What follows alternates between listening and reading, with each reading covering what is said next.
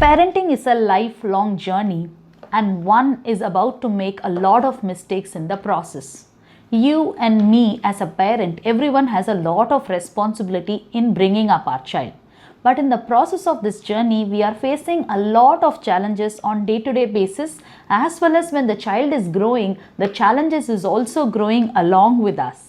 Now, how to overcome these challenges, I'm going to talk in this video, but I'm going to mention the 5 important challenges which we are facing, which we are going to face throughout the time until they are independent from us.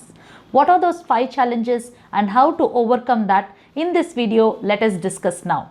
Myself Rohini, your natural frequency parenting coach. On a daily basis, we are dealing with a lot of child's tantrum. We are trying to support them, we are trying to guide them, we are trying to teach them, and we are trying to do a lot for them so that they become the best version of themselves.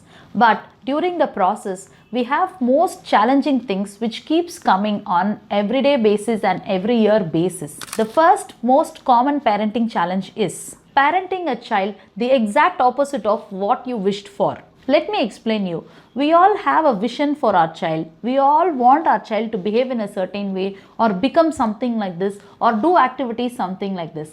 But whatever is our vision or whatever is our expectations, children never try to do that, and they do something totally new which sometimes bothers us or sometimes inspires us.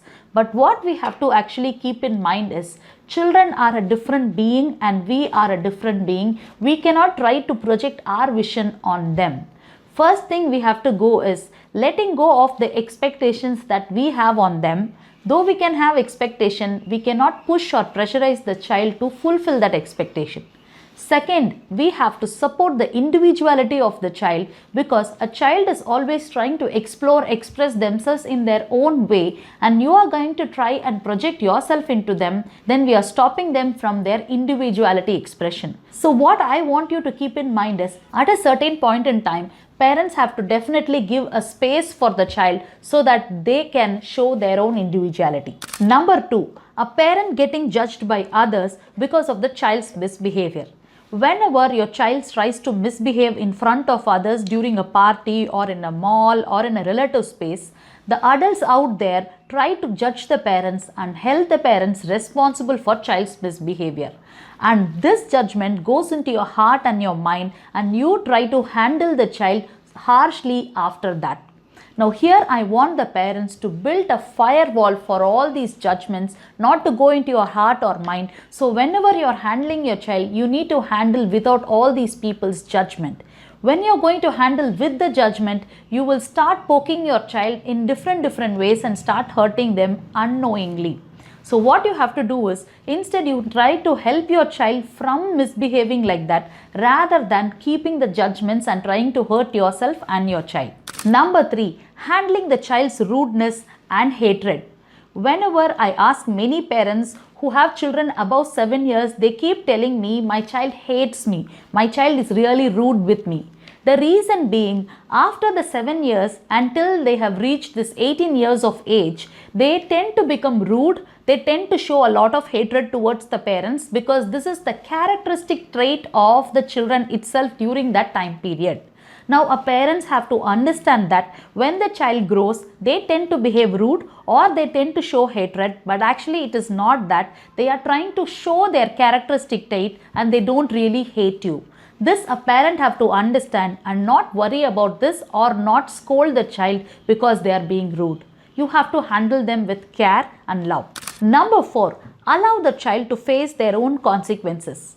Many parents try to be overprotective to the children, where they try to held responsible for whatever the wrongdoings the child is doing, or allowing the child to held being responsible for themselves. Why? Because the parents always feel that I have to help my child become successful. In the process, they forget that children have to become independent thinkers and independent decision makers.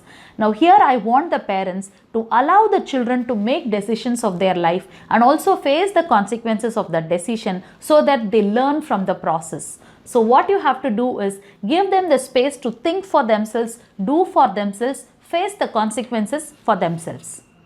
Last but not least, letting go.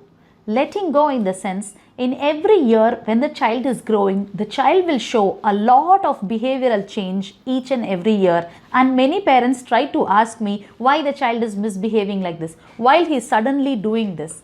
Now, at that point of time, I ask them one question, whether the child is misbehaving for a long time or a short time.